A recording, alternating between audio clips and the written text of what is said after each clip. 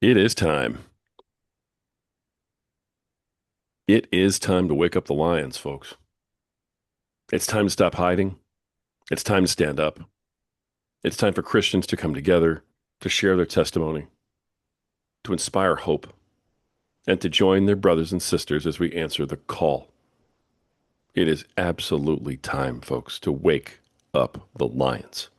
And we have an absolute lion with us today.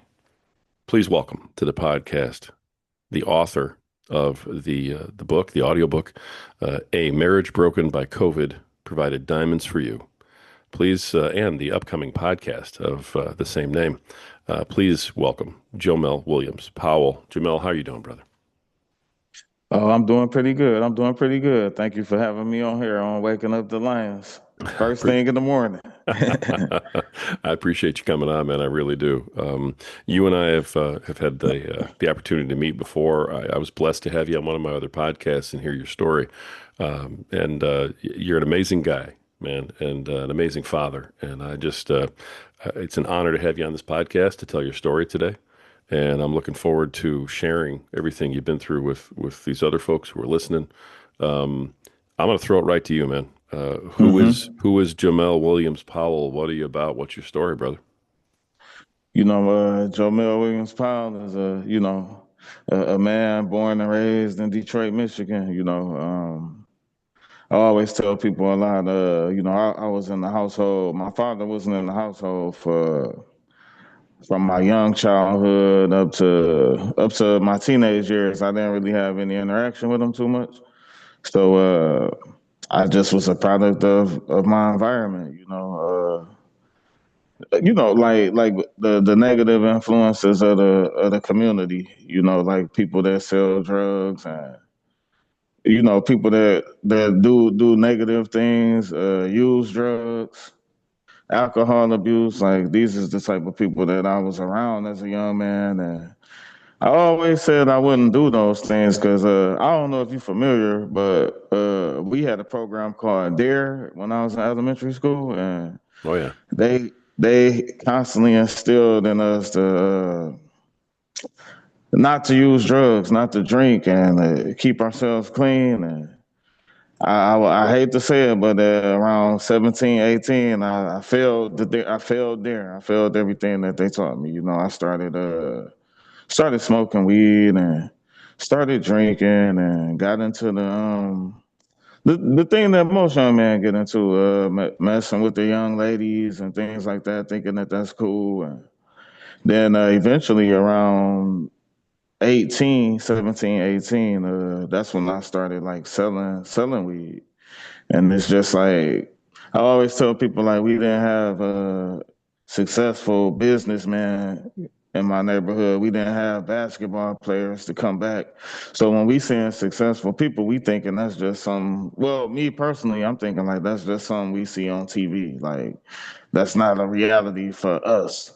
So Yeah. we went in the pursuit of what we saw was success. What we saw that was success was the guy that was selling the drugs and making a lot of money.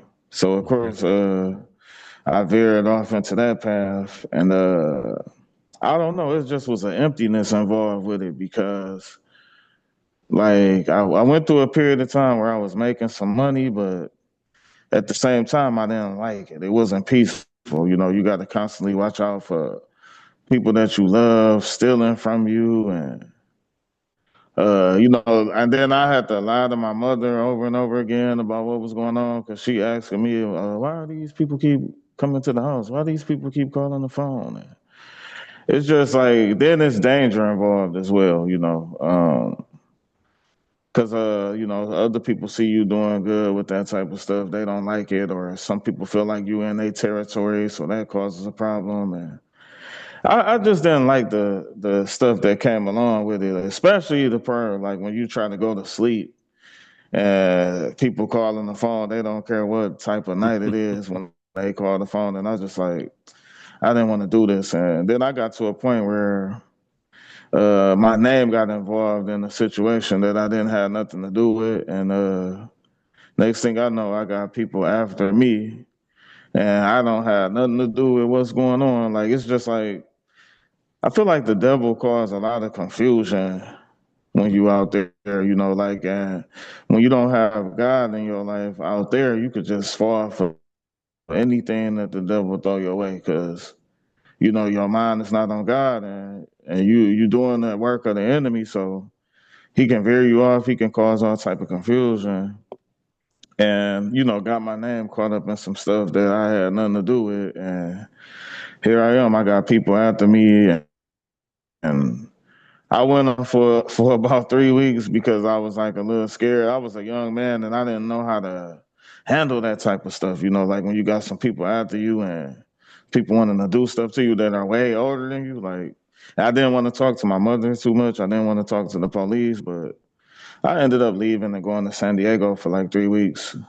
I didn't take nothing but a Bible with me. I didn't take no clothes, anything, and I just was like doing a lot of praying, doing a lot of talking to God, and after like about 3 weeks, I realized, okay, I want to go back home.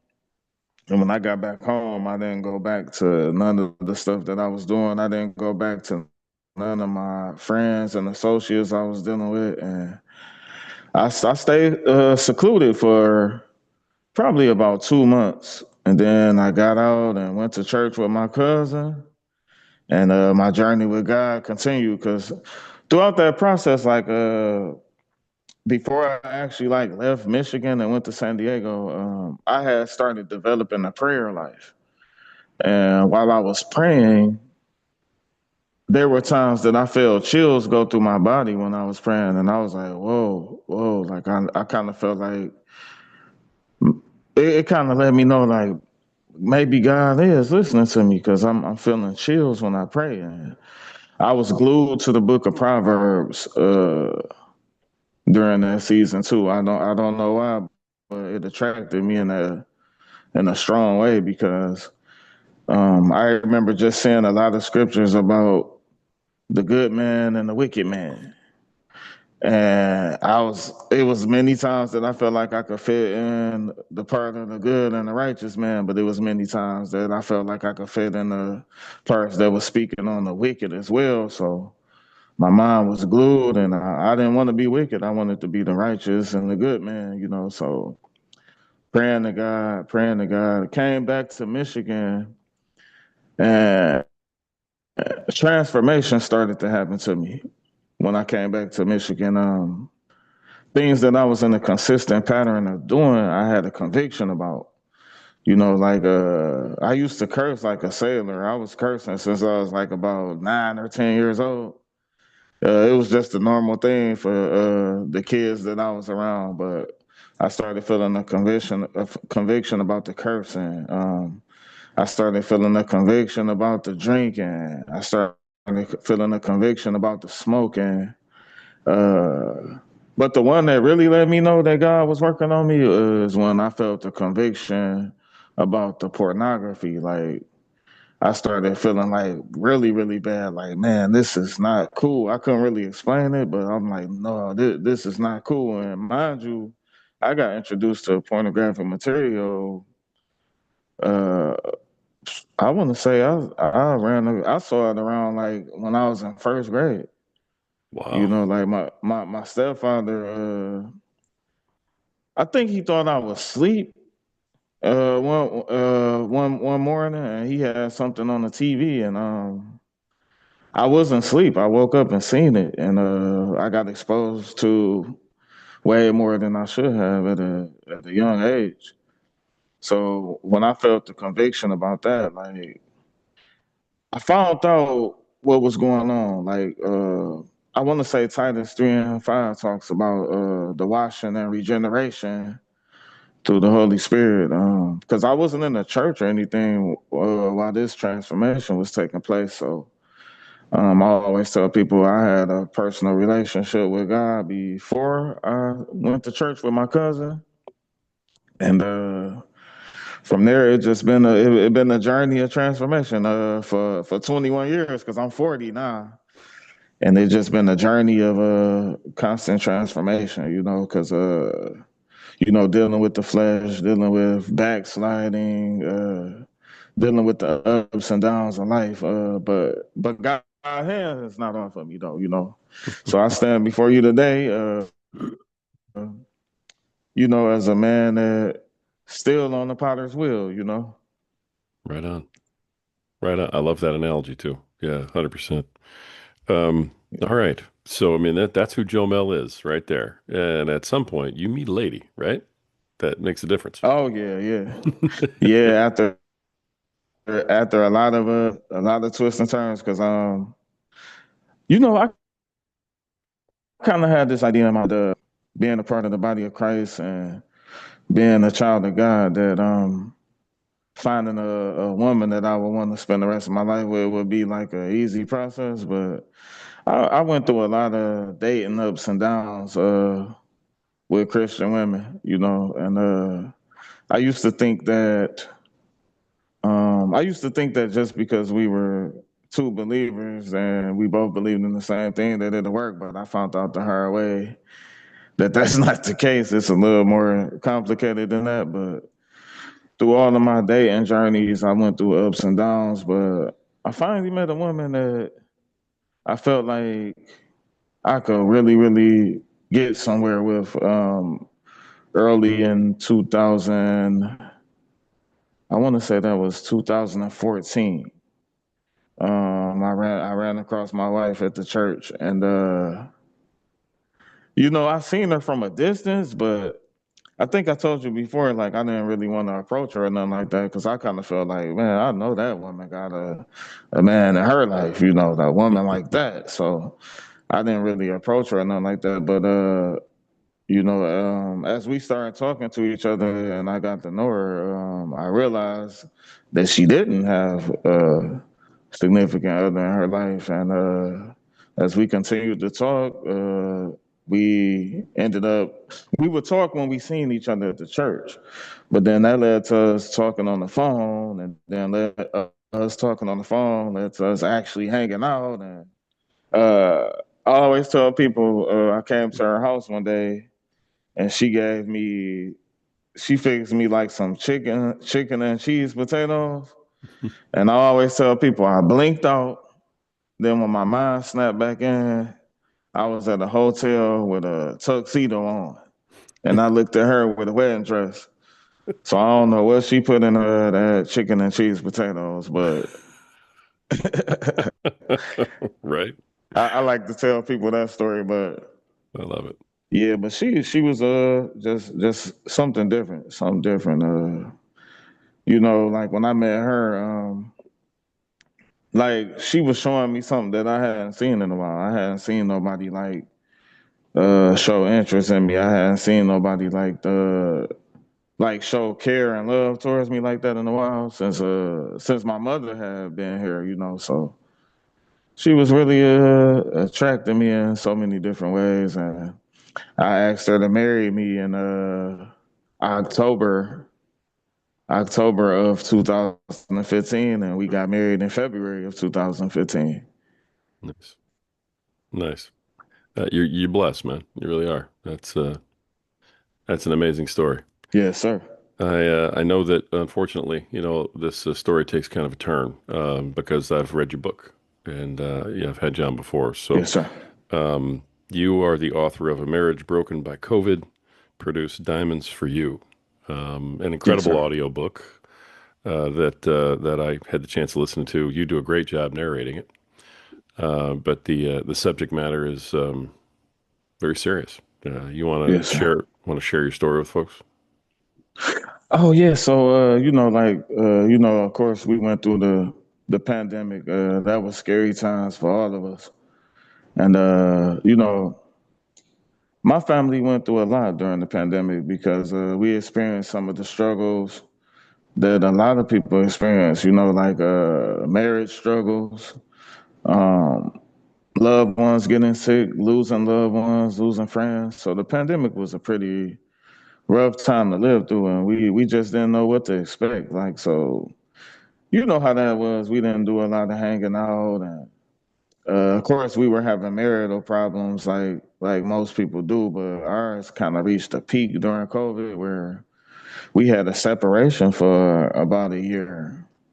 But during the separation, me and my wife, we was still trying to work on our marriage because the separation wasn't to be done. It was just like, hey, we gotta take a break and we gonna try to work through this thing because like we were having so much of a rough time with each other that we was doing was arguing at this point with each other, like, and having issues. So I felt like, okay, let me step back and let us regain some perspective, and then we'll try to work through things. That was the ultimate goal, and we actually had some success with stepping back and trying to work through things, and started back hanging out, started back dating.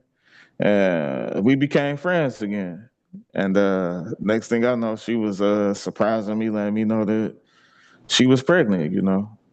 And from there, we still worked our way through the pandemic because there was still a lot of people getting sick and still a lot of death going on. I think that was like from late 2020 all the way through. It's still going on now, but I think it's a little more under control type of thing. It's not gone.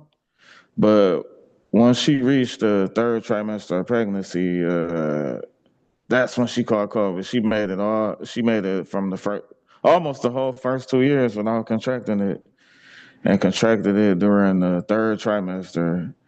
And this is like when our relationship was like back at a great space because we were back enjoying each other, back doing the things we used to do, watching movies together, eating together, and laughing and joking together, staying up all night talking together. Like, so, I kind of felt a little salty about it because I'm like, wow, like we finally get back in that good space that we want to be back in, and now she gets sick. And not only did she get sick, she got sick to the point where she had to get rushed to the hospital. And when she got rushed to the hospital, it just was a downward spiral. Her health just took a turn for the worse. My daughter got delivered through C-section, and it's just scary because I'm up here not knowing if my wife going to survive. And then I reach a point where they say, "Hey, it's time to come and get your daughter. Everything's okay with her." So it's just scary and dark times. I'm happy because I always wanted a daughter, and I always believed that that's what God was going to do for me. And God came through on His promise, but it was just like it came through under the conditions that I wouldn't have wished it to be under.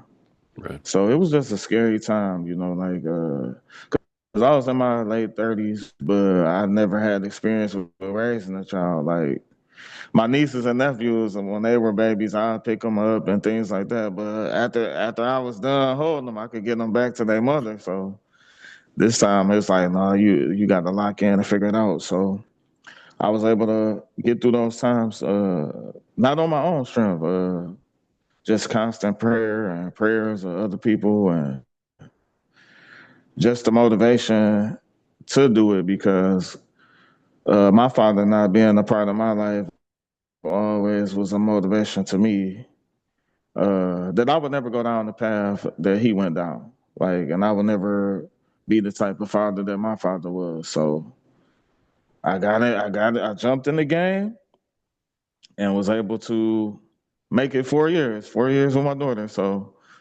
hey, she's still breathing. She's still in good health, and she's developing. She'll be in school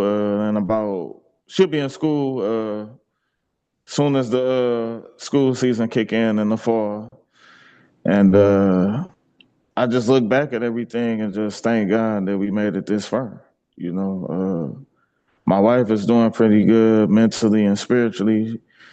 She's still physically disabled, so she's still dealing with the effects of an anoxic brain injury that took place during COVID. So what we doing right now, we just making the best out of the life that we got now with the conditions that we got. Like, we don't do a lot of complaining. Uh, We don't do a lot of pity party stuff. We just we live in the lives that God gave us, and we making the best out of the life that God gave us and that we live in right now. Like we making the best out of everything. Not too much complaining, not too much crying and moping around. We just living right now. Your attitude's amazing, man. Always has been, and power to you, man. Really and truly. The last time I talked to you, about this was Hmm. several months ago. Yes, And sir. has your wife improved in those months? She's still about the same Okay. as she was. She's still about the same as she was, but somebody talked to me since I last talked to you, Hmm. and it was a gentleman, a pastor named Pastor Chaka, and he told me that his wife was physically disabled and couldn't walk. And he said they got to the point where they gave up on healing. They gave up on believing God for healing, and he said they just made the decision that they would serve the Lord at the capacity that they could. And he said they moved on, and he said they went to a service, and I believe like a pastor or something prayed for them, or gave a word to them, and his wife recovered her walking abilities. And he let me know, like, so he let me know, focus on serving God at the capacity that you can, and let him do everything else. Focus on the healer, not so much the healing. Yeah. And uh, that was a diamond he shared with me that I went and shared it with my wife. Like I said, let's just focus on serving God at the capacity that we can. And God opened doors because the pastor of the church that I go to, he came to me and said, "Hey, we willing to get Deidre to church every quarter. Like it's pretty expensive, transporting a person in a wheelchair. But they let me know, like, hey, we'll get her here once a quarter on us. So like that was God opening up a door because I never asked them about that, and I'm definitely going to take them up on the offer, and that's our goal, is to serve God at the capacity that we can. And like, let's just say, even if God doesn't decide to allow her to be able to have her walking abilities and do the things that she used to again, hey, we still gotta be thankful to God because she's still alive and she's still in her right mind. And that's like a blessing because I was kind of worried about that for a while because with an anoxic brain injury, you just don't know how far the effects of it will go, and you just don't know how much the mind will be affected. But her mind is 100% there, Wow.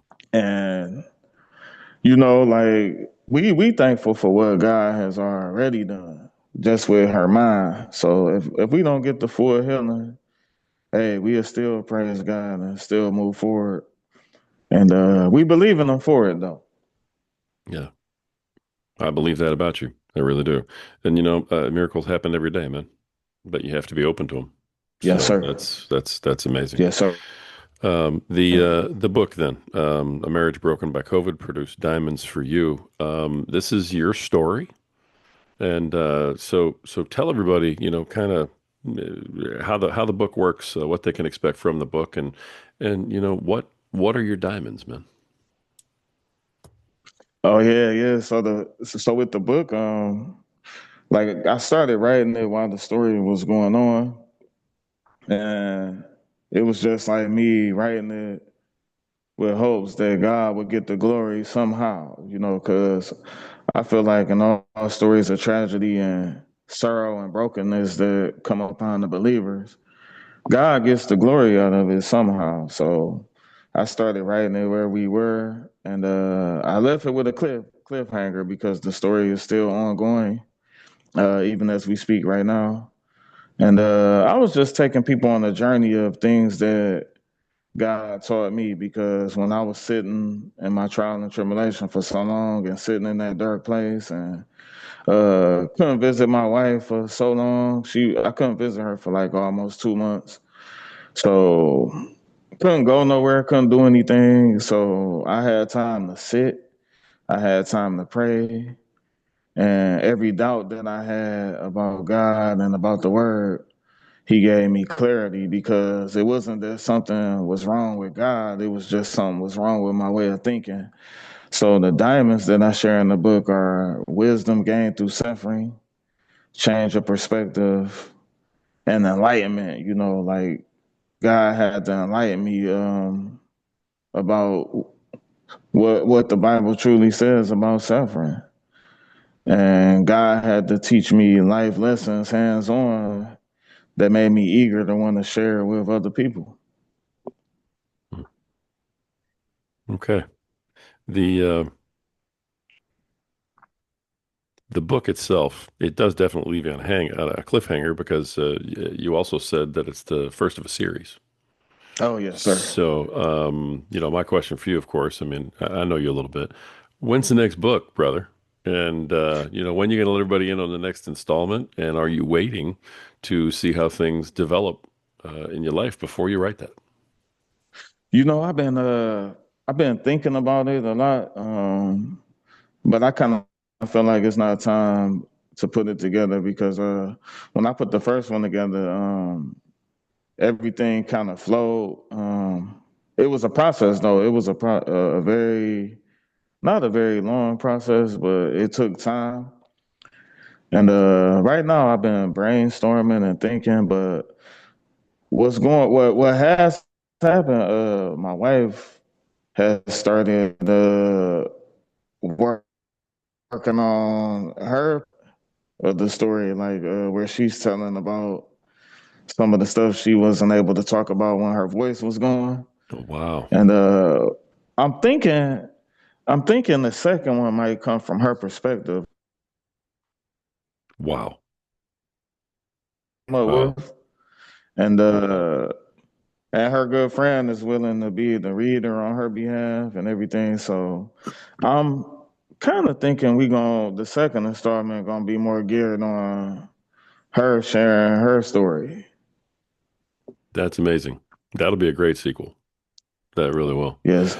Well, and plus you're a little busy. You're working on something else right now, aren't you? Getting ready to launch. You know, I met a gentleman, a great gentleman, that coached me into what it takes to start a podcast. And and that gentleman happens to be standing in front of me right now. You don't need to give me a shout out, man. I appreciate you, but uh no, you're doing some work over there. You're starting your own podcast, man. And I know that it's going to be powerful. It's called Diamonds for You. Is that right? Yeah. Yes, sir. Yes, sir. The Diamonds for You podcast. Like the idea that came to me was like just like I shared the wisdom that I learned from God through my sufferings. Like I want to just share wisdom that God shared with me on a daily basis with people that's going through a dark place. Like when I was in a dark place, I felt alone. I felt isolated.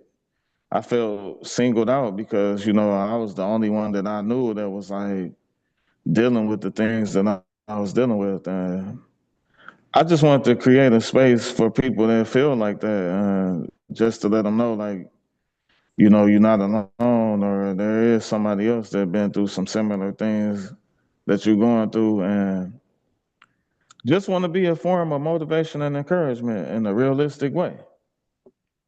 Yeah, absolutely. And so that's what the podcast is going to be then. It's going to be you giving out motivation, encouragement, spreading the word of God, right? Yes, sir. Yes, sir. And then as time progresses, I'll be, just looking to Yeah, add guests that could share amazing stories and some guests that been through some tragedies, but now they're walking in triumph. Just to put some hope before the people. nice. Nice. I love that. We, as the people, we can always use more hope, man.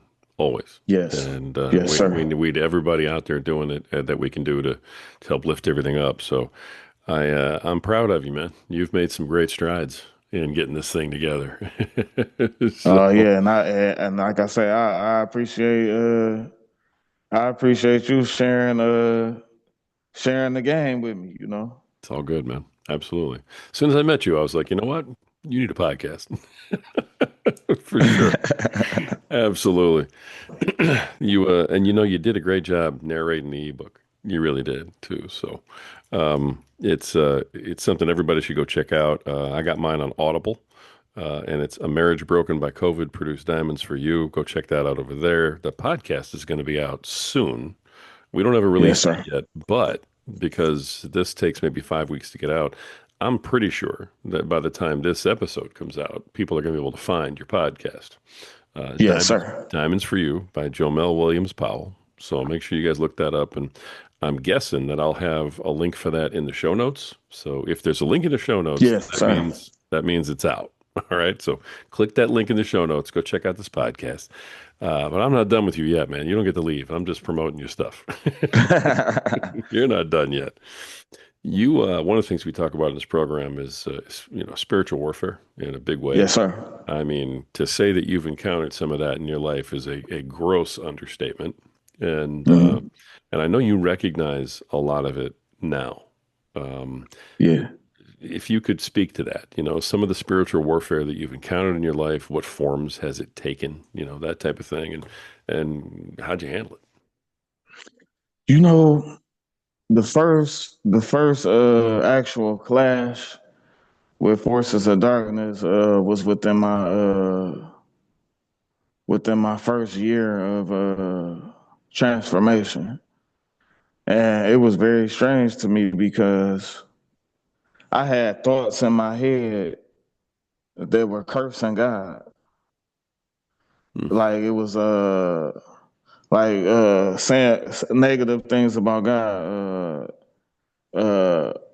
Forget God and forget this, forget that. But it was using the other F word, like in my mind. And I'm sitting here like, Lord, I'm praying like, Lord, this is not me. This is not me saying having these thoughts towards you or thinking this way towards you. I didn't understand what was going on. And I went to the pastor of the church that I was going to at that time about that. And he was just letting me know the enemy comes directly at your mind because he know if he can trouble and take your mind, he'll take you. And then the other thing is that sometimes the enemy comes through people.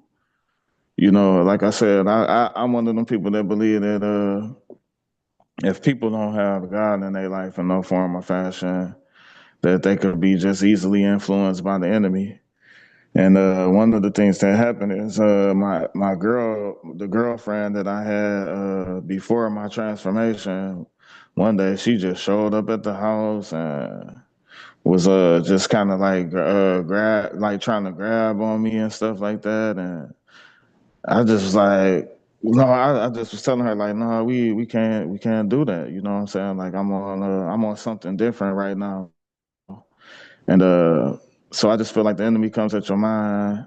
He comes through people because like it's just like, everybody that you used to hang with, you go through a process of standing your ground, of letting people know that, hey, I'm not doing that no more. And the temptation constantly comes your way. Yeah. So it's more so a battle within your mind and a battle within people and battles with temptations to, go back to old behaviors. Spiritual warfare is pretty.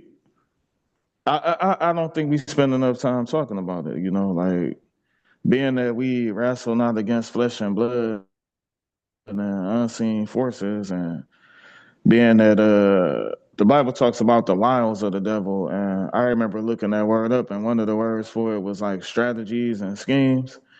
It's like the devil comes at you in multiple forms. And you have to be close to God to be able to recognize it, especially if he can try to get inside your mind and play at you in your mind. Like it's just praying to God and getting before God and being aware of it is what makes me be able to prevail. Sometimes I wake up some mornings and I might just feel a depression on me, and uh, I might recognize it like, hold on, no, ain't nothing going on for me to feel this way. And I get before God. I might have to get before God like the whole morning almost, and then next thing I know, the weight is lifted off of me. I remember stepping into one of my family members' house. I was in a real good, positive spirit. I had just left church.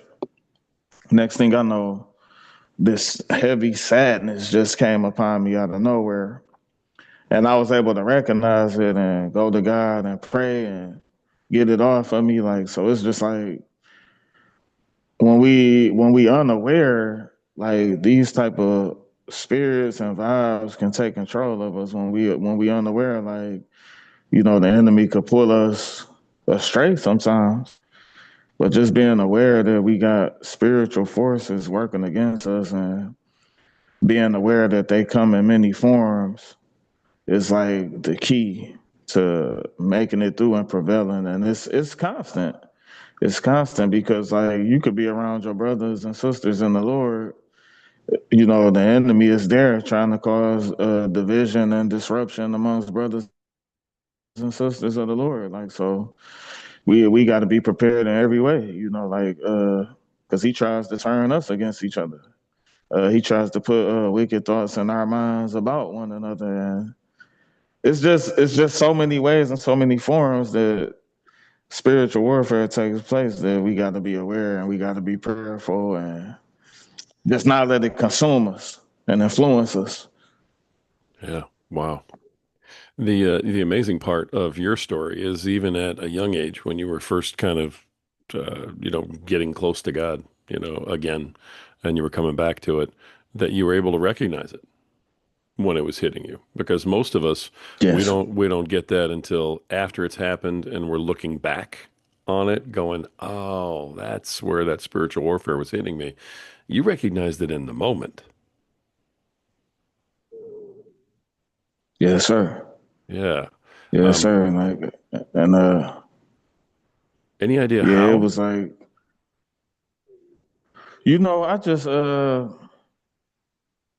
I just feel like in them beginning stages, you know how the Bible talk about drawing near to God and he'll draw near to you. Hmm. I was just so amazed. I was so amazed that God moving in my life and knowing God that like I was just before God every day, like and close to God. So I feel like that closeness to God brought about the awareness and was able and allowed me to recognize it. And the crazy part is that same battle that we speaking of right now, it still comes to this day. But Wow. it doesn't like when it first came to me, it had me like almost in tears because I'm like, Lord, I know this is not me having these thoughts towards you. So it kind of really bothered me a little bit. But now when that one comes, it's just like I'm like, oh, that's that again. I shake it off, but he comes at me in a lot of the same type of forms, but it's kind of like he just wrap it up a different way and throw it back out there again, type of thing. Wow. Like it's the same type of stuff over and over again. Nice. Nice. So the closer to God you are, the more you'll be able to see it coming, is your thought on it. That's exactly what I feel like.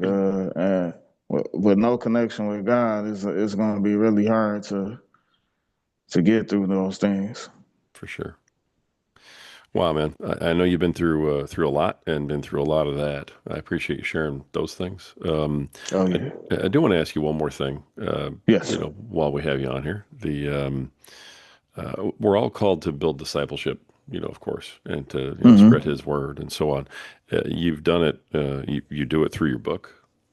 You do it through the people you know. You do it coming up soon through your podcast. Mm-hmm. Um, I guess, do you feel like you're being called to do that, to spread his word, and what does discipleship mean to you? When I first got into the church, I was under an elder for a while, for a few years, and he had a lot of conversations with me and another young man. He kept us with him, and he kind of schooled us and discipled us. Taught us a little more about the word. We were actually around him more than we were around the actual pastor. He taught us a lot about manhood. So I feel like one day I would have to be like that type of a big brother or that type of person to other people. Like sometimes people call and ask me advice and talk to me now, but I think one day God might have me be a person that disciples people. Like, I was taught about fasting and prayer by someone that was older than me. I was taught more about Christian living through hanging with the elder of the church. He just kind of like took us under his wing for a season, and it was very important because when I first became aware of my relationship with God and was working on my relationship with God, it's just a lot of stuff I didn't know. Like as crazy as it may sound, like I didn't even know what fornication was at first because I wasn't familiar with the word. So then, like finding out what fornication is, I'm like, oh, we can't do that. Then we found out this is through like discipleship, finding out that certain music is not cool to listen to. Uh, just finding out how we supposed to live and how we supposed to represent God through somebody that was older than us. So I think discipleship is very important. And I think that at a certain point, we all have to, like disciple somebody in some form or fashion. Like, being that we all have to be discipled, whether it's by a pastor, whether it's by like being in the community of older brothers and sisters or more experienced brothers and sisters in the church. We all got to be discipled some way because we need examples and we need to be taught. And yeah, I do actually feel like one day that might be something that God have me do. Wonderful, man. Well, I have news for you. You're doing it whether you know it or not already. So you're already spreading the word and being an example just by the way you show up every day to be a husband and a father. And I applaud you for that, man. You really are. And Oh I'm yeah, I'm proud of you, man. Everything you've had to go through. It's just really amazing. and I appreciate you too. And I'll always, give all praises to God for the good that anybody sees in me because I know without Him I would be probably doing something totally different, and I'd be probably doing a lot more wrong. Mm, yeah, But all praises to God above. Thank you. you got it, man. All right. How can folks reach you if they want to reach out to you, and how can they find the book? You can reach me on Facebook at Joe Mel Williams Powell, Instagram Joe Mel Williams, and TikTok. You can reach me at Diamonds for You. That's my page on TikTok, and you can find the audiobook everywhere you listen to audiobooks, all the major platforms: Spotify, Apple, Audible. Anywhere you listen to audiobooks, and you can still find the ebook on Amazon Kindle. For those because I know I met some people that said they just rather read. So that's what made me get the ebook together. And Hmm. yeah, and I think people will really enjoy it because it's not just me just reading like most audiobooks is. It's music scores under the chapters. It's some music that jumps in some of the chapters. I kind of look at it like I wanted to create an experience for people. I didn't want to hear them. I didn't want them to just hear me read. I wanted them to feel like they were a part of some thematic type of vibe, like some type of theatrical type of aspect. So I did my best to make it an experience, and I think people will enjoy it. Under 2 hours, so you could probably get it in a car ride in a day. Mhm. Absolutely. 100%, man. That's how I listen to it. You got it. Going back and forth. So and yeah, the music, it does add a lot to it. I got to be honest. You feel like you're listening to like a movie or something, being narrated while you're listening. So you did a great job with it, brother. You really did. It's an excellent audiobook. Oh man. All And right. I greatly appreciate you listening. I'm thankful. I appreciate you listening and checking it out. That means a lot. You got it. You got it. Absolutely. All right, absolutely wonderful story, and glad that your wife is doing as well as she is, and I assume your daughter's doing well at this point, or you would have probably told me that by now. Oh yeah, yeah. She actually at that age where she thinks she know more than me. Yeah, that doesn't end. My daughter's 32, and it has never stopped. She still, to this day, Uh-oh. thinks that she knows more than I do. So I got a lifetime of that. I was thinking it was gonna stop maybe at 5 or 6. No, it's not a phase, brother. Woo-wee. All right, man. Listen, author and narrator and soon to be podcaster. Um, the book A Marriage Broken by COVID produced Diamonds for You, and soon to be host of the Diamonds for You podcast, Jomel Williams Powell. Brother, thank you for coming on today, for sharing your story, for uplifting everybody, and for all that great advice about watching out for spiritual warfare. I cannot thank you enough for coming on and doing what you've done, Mhm. man. I really can't. Thank you so much for being here today. Thank you. You got it. Likewise, I thank you as well. Folks, it is time. It's time to wake up the lions. But more than that, it's time for you to take your rightful place with your brothers and sisters and let them hear you roar. The world is ready. You're ready. You just have to believe it.